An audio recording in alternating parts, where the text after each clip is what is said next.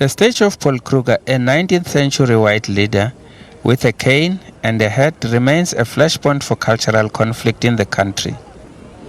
His statue has been vandalized several times, prompting authorities to erect a fence around it. This statue is one of many throughout the country. In 2015, during student protests in the country, the statue of Cecil John Rhodes, a British imperialist, was vandalized and it was eventually removed. So should all statues that depict South Africa's sorry past be destroyed or relocated and preserved? If preserved, where should they be kept? The views are mixed. Government says they should not be destroyed, but also cannot occupy what it calls a strategic space in a democratic country. We are not going to deny our history.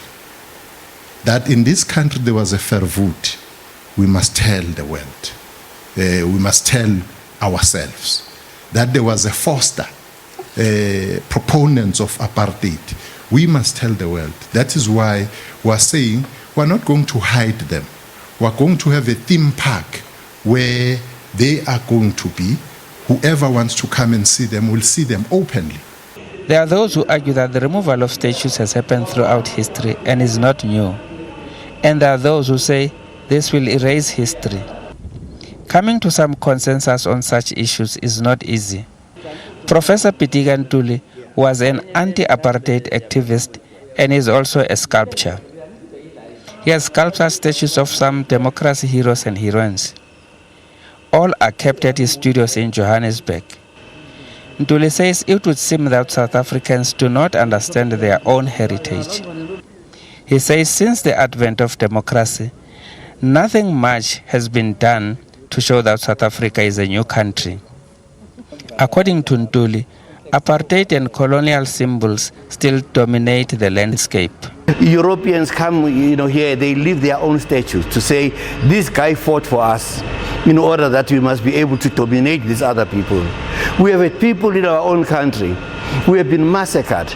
People died on Robben Island. People served 27 years and 30 years on Robben Island. But we don't see the monuments of those people.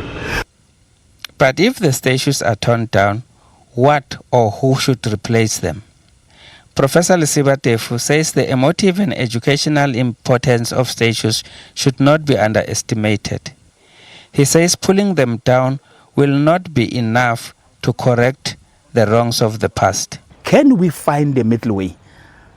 I want to remind my people and those who are campaigning for this that one day your own might be found to have done exactly what you have fought against. I know for a fact, I've been in Ghana a few times and in other countries where the statue of Mahatma Gandhi were removed because it's said to be a racist, right? And there are those who call Nelson Mandela, right, a betrayer, right, a traitor here in South Africa, who one day might want his statue removed.